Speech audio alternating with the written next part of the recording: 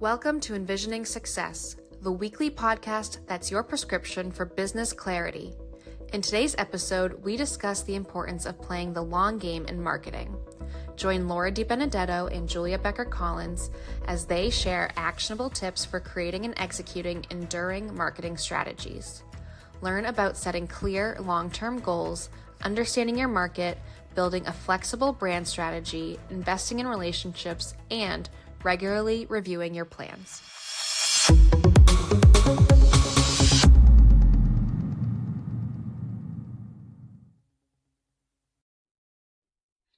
Welcome to enVisioning Success. I'm Laura DiBenedetto, joined by Julia Becker Collins. We are so excited to participate in helping you build incredible marketing success and business success for the business you have worked very hard for. So today we're talking about the long game. Not everybody wants to talk about the long game, but that's exactly why we're going to talk about it, because funny thing about marketing, it's wonderful. We love it, obviously. But it doesn't always pay off as quickly as we want. And it's important to play the long game, but do it strategically so we can A, stomach it, B, get the results that we're looking for. So we're experimenting with a new format for the show. We're probably going to continue to do that until we find like the one that really fits. And we're going to try to leave you with 5 actionable tips that you can walk away from this show with, even if you're listening in your car or on the elliptical or whatever it is that you do while you're listening to the show. Maybe do those dishes. I don't know, whatever it is that you're doing, you're going to remember some of these, and we wanted to make sure that you can take some action today. So do me a favor, go to vision-advertising.com and check out the website and contact us through our contact form and let us know how you like the show. What is it that you want to know about? Like, what's going on in your business? How can we support you? We are making this show for you. So if you have a request for a topic or a question that you have, we would love to answer your questions, help you out, and create success for you. That is the entire point of why we're here. So with all that in mind, let's dive in. So the first thing we're going to talk about is the overview here. So we're talking about how you can create and execute marketing strategies that not only stand the test of time, but also adapt and evolve with your business and with the unending litany of changes to the marketplace. Every freaking Thursday, there's a change. Nothing is ever the same anymore. Thank you, Google, for changing your algorithm every week. Also Facebook. Facebook changes everything all the time. I know. So the first tip that we want to talk about is setting clear long-term goals. We really want to help you figure out, what you want to achieve. So to do this, you want to start by identifying where you want your business to be in 3 to 5 years, not 10. Like, nobody can predict 10 years from now. 3 to 5 is a good long-term goal. There's like a lifetime goal that's different. This isn't that. But make sure that you align your marketing strategies to support the goals, and then making sure that the objectives are clear to your team and your stakeholders. So let's dive into just this first tip that we have for you. 3 to 5 years. That seems like, I don't know about you, but like planning even like what I'm doing next week feels like a really long time into the future, because things just take forever. Like, we always underestimate what we can accomplish in a year. Yeah. But I will say that, so I do these informational interviews with college seniors or people that are looking to get into the marketing industry, and I'm happy to share some knowledge with them, just like I'm sharing knowledge through this podcast.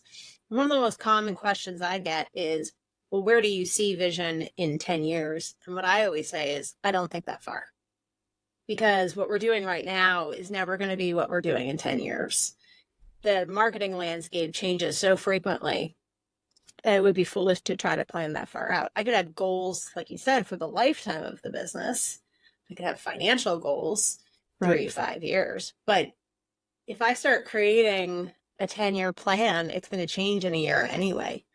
So I think about things in, 1 month, 6 month, 1 year, 3 year, 5 year. What you're alluding to here. And I think that's an easier way of kind of wrapping your hands around creating long-term goals that you can change if you need to, but feel more manageable. Yep. I think that's really, really important. The manageability is vital, right? Mhm. And like I said, we also underestimate how much we can accomplish in a year, but we also overestimate how much we can accomplish in a day. In the last episode and the one before, we talked an awful lot about how marketing takes a while, and it just does, so you can think about, like, in 3 years, you might be able to double the size of your company responsibly without killing anyone on your team. In 1 year, that might be enough to sink everyone because you would be crushed under the weight of your own success, right? So, okay, do you want to double the size of your company in 3 years, 5 years? Cool, great. So what would that look like? What is the math on that? What is the actual trajectory needed in order for you to hit that goal? And then what are the marketing pillars that would support you actually achieving that goal? Like, in order for me to double the size of my business, I need to be getting a volume of like 10 really good leads every single week. Currently, I'm getting one a month. Okay, so what do you need your marketing to be doing for you to achieve that goal? But you're backing into it. Yeah, I'm a big fan of backing into goals. Thank you for clarifying it and reminding me of my words. As we're not recording this on a Thursday afternoon, it's a Tuesday afternoon. Still an afternoon after a very long day, though. And a week of me feeling like death. That's true. I'm excited to not feel like death anymore. So what's our second tip, Julia? Understand your market deeply. So what we mean by that is regularly invest time in understanding your market's evolving needs and preferences. Use tools like customer surveys, market research, reports, and competitive analysis to stay informed. In the last few episodes, we have talked about the large, huge, massive importance of all of these things, the objective data that helps you not to do spaghetti marketing. Again, we are a team, no spaghetti marketing. And part Let's of get that, shirts made. seriously, no Like spaghetti. the Ghostbusters logo, but with a bowl of pasta. Exactly. But it's against the wall. Oh, okay. Nice. Figuring out the objective data that helps you make really good decisions then helps you see trends and changes while they're happening and before they happen is so helpful for you to play that long game like we've been talking about. See what's coming on the landscape, on the horizon. See what you should be planning for.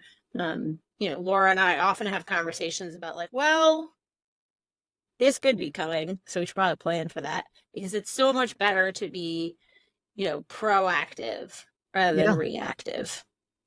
Yeah, for sure. The whole idea of like customer surveys, I feel like people are afraid to do that. People are almost afraid to ask their customers, what am I not doing right?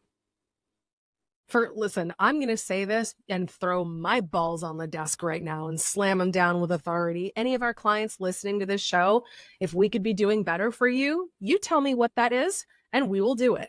I want to know what we could be doing better. And if you're afraid, you, the big, amazing audience that we have, if you are afraid of asking your customers what you're doing wrong, lean into your fear.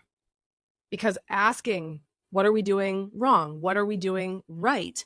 What is really tickling you that we could be doing that we just haven't thought of doing? What problem could we be solving for you? Where else could we be serving you? Blah, blah, blah. Like, what could we improve? What do you hate? What do you love? Like, customer surveys help you to understand your market deeply. People are afraid of doing it. I've been seeing it time and time and time again. Like, especially if you don't really talk to your customers a lot, people get shy. Have you noticed that too? Or am I crazy? No, I don't think you're crazy. I think, in general, people come from a place of fear, which is not a good way to run a business or a good way to make decisions in your personal or your professional life. You don't make good decisions from a place of fear.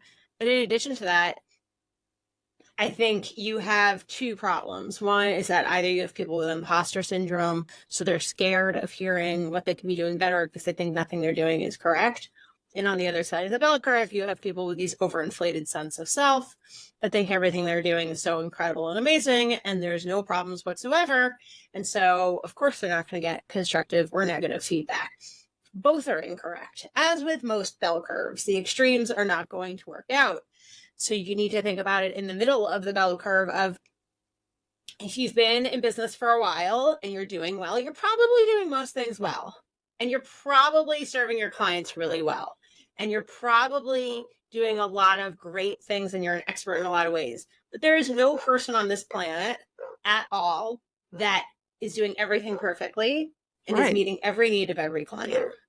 Right. And, here's the thing about this illusion that we need to be perfect.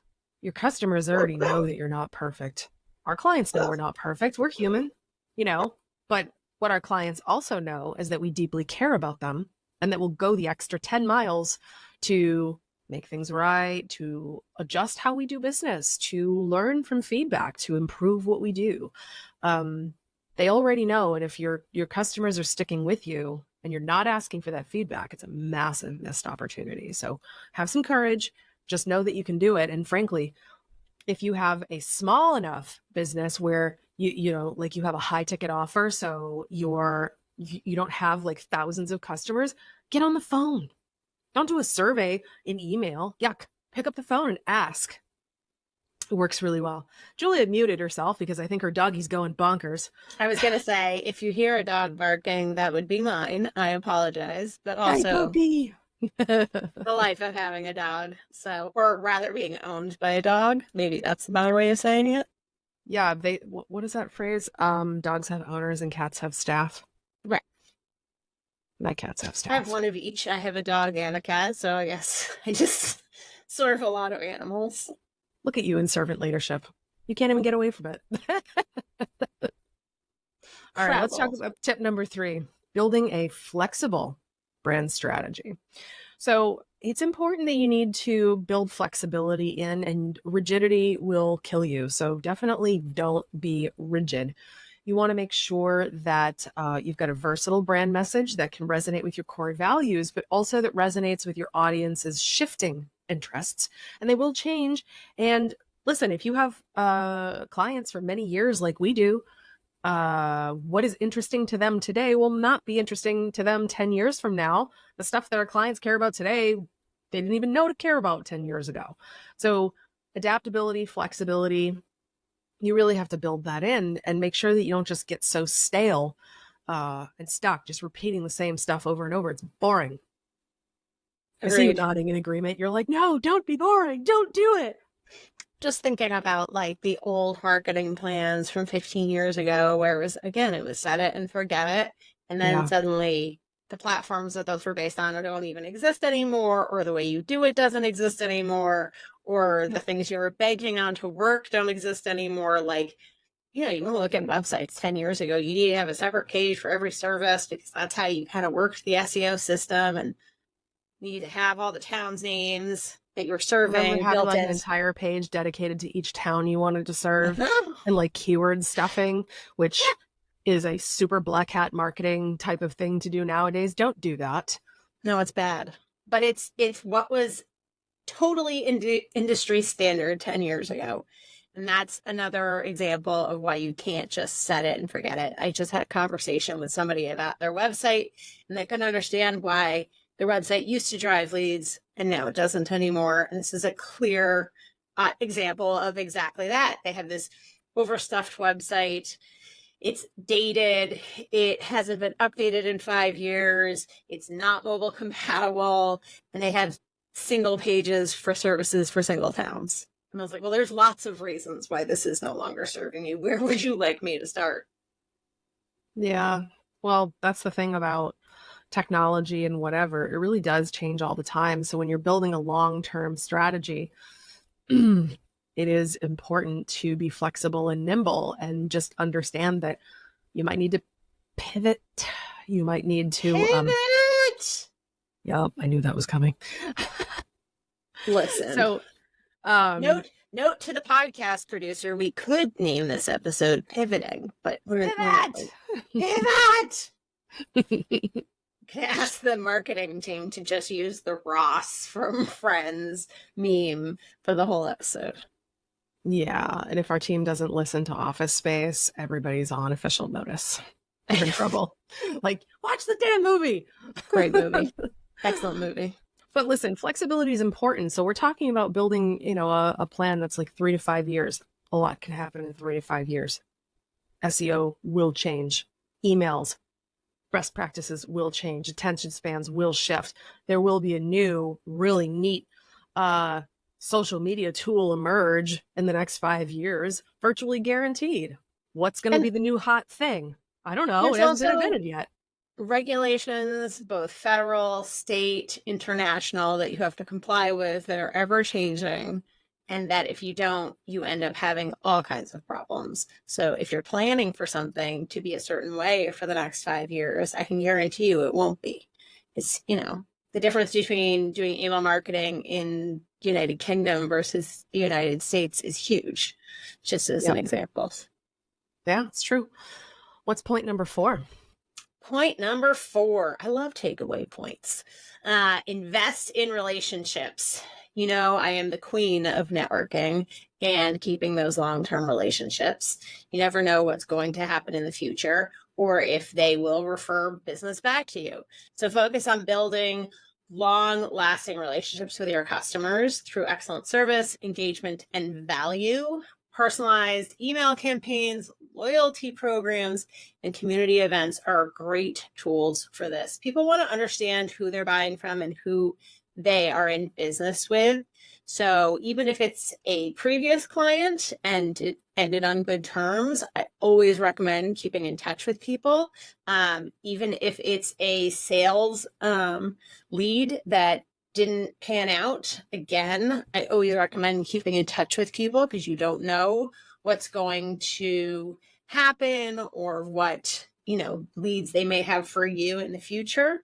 Keeping that network big and bold and making sure that your brand marketing is representing who you are and you're keeping in touch with all those people is so helpful. So it's not just the clients, it's, the larger circle around that. Yeah, that's really important. I think a friend of mine, Michael Whitehouse, if you're listening to the show, shout out. Awesome human being, great networker. And one of the things that he has done that I thought was really cool is, after a while, you're going to be like, I hate this term, like a people collector. You get like, yeah. It sounds How many like bodies do you have in your basement? Exactly. It sounds like you're a serial killer and you're stuffing the skins. You put the lotion on its skin or else it gets the hose again. Listen, if you know me, you know I love true crime podcasts. Shout out to my true crime baddies. But also, people collector sounds like I'm collecting bodies. A little bit, yeah. That's good. So the thing that he does, aside from the creepy term of people collecting, is he's just like, he's become like an absolute badass networker, knows so many people. So now he has these like open networking things that he invites people to. So anybody can show up because listen, here's some truth, right? If you're going to keep in touch with every single human ever, and you continue to amass more and more humans, you will at some point run out of time. Unless you start creating events for the people that you care about and that you support, that support you, to actually come together, meet each other, and get together. So when you get to that point where you can't necessarily be one-on-one all the time, start thinking about creating more networking socials and being a hub for others. It's a great way to keep in touch, be of value, be of service, without investing like an hour here, a half an hour there. I get zoomed out. I don't know about you. I 100% get zoomed out. I would also say that now, as much as I like to bag on social media, I think connecting with professional contacts on LinkedIn is a tried and true way of staying in touch with people. So you can see what they're posting, you can like things, you can see what's going on, you can comment on posts and refer other people over, which I do all the time. So many people are hiring right now, but they're not seeing the same people I'm seeing. And so maybe people I know could be good for these jobs over here, or somebody over here would be great to build this, website that is too small of a project for us. So it keeps you in their mind, it keeps them in your mind, and it's an easy way to move that networking forward in a professional way. Yeah, I agree with you 100%. So here's the last tip we're going to share with you. Regularly review and adjust. It's a really good idea for you to make it a habit to review your marketing performance against your long-term goals quarterly. Use these insights to tweak your strategies, explore new channels, and discontinue what's not working. We talked about this in the last episode. Review, look at your data. Data doesn't lie. It tells you stories. You should look. I think it's important for a long-term goal, and long-term planning, which is what we're talking about in this particular episode. Reviewing quarterly is important. Once upon a time, Julia and I used to have a client who, despite pleading, begging, coercing, prodding, and flat out bribing, insisted on looking at the analytical data for long-term plan every day and driving us crazy. We love you. Don't do that. It is not healthy for you psychologically to be looking at long-term results daily. It's like if you're trying to lose 300 pounds and stepping on the scale every day. It's a very good analogy. That's a solid analogy. Nice. Every now and then I get them right. So thanks, man. So we want to look at things in a long-term sense, in more long-term terms. So look quarterly, look semi-annually, look monthly if you absolutely need to, but no more than that, right? Zoom out a bit. Your short-term plans should be measured more frequently. Your long-term ones, remember how we talked at the very beginning of this episode, like, well, I want to double the size of my company in like 5 years, and how many leads do I need to go? Great. Measure. Okay. What incremental progress have we made toward getting 10 awesome leads per week versus the one a month we're getting now? Right. Right. And remember that almost every platform offers data, and you don't have to pay extra for it. Your email marketing platform offers data. This podcasting platform offers data for us. Our social media, you should have Google Analytics installed on your website so you can see where your traffic's coming from and how long people are spending on pages and what kind of leads you're getting. Everything you're doing in marketing offers data. I recommend investing in a way to kind of pool the data together and automate a regular report. But even if you don't do that, have somebody dive into the data monthly, quarterly, semi-annually, so you can see what's happening. A great example of that is we do that internally, and I was reviewing some recent reporting and realized we have a blog from 3 years ago that's driving a huge amount of traffic to the website in the past 6 months, which is great. It's great that it's paying off in long-term dividends, and it's also really good to know because we're in the process of building a new website. So we obviously want to keep that blog. That blog is still pertinent. Yeah, that's a cornerstone piece. So isn't that funny, though, how we talked about long-term stuff this whole episode? It was a blog that we wrote 3 years ago, and it's been paying off the last 6 months. There have been 6 periods of 6 months that have occurred since then. The first one, not very awesome. Second one, probably a boatload of nothing. Third, fourth, fifth, yawn. But the 6th, oh, baby. So be patient. Sometimes your best things will actually take a while to bloom. I've even seen, listen, the date of this recording is February 20th, okay?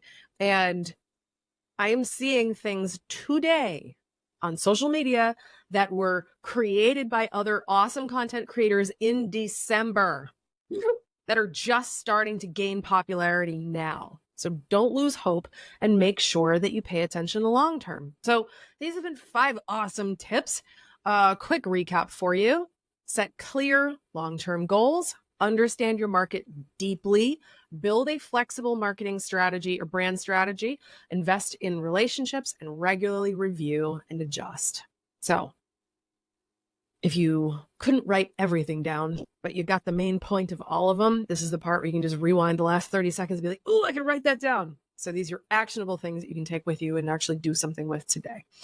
So the next episode, we're going to be talking about marketing metrics and studying, what success looks like, measuring it and making adjustments. We talked a little bit about that in this episode, but, marketing plans, who cares if you don't actually regularly measure success and make adjustments? Whatever, you can't just go and do and be like, that's it, I've made a great plan.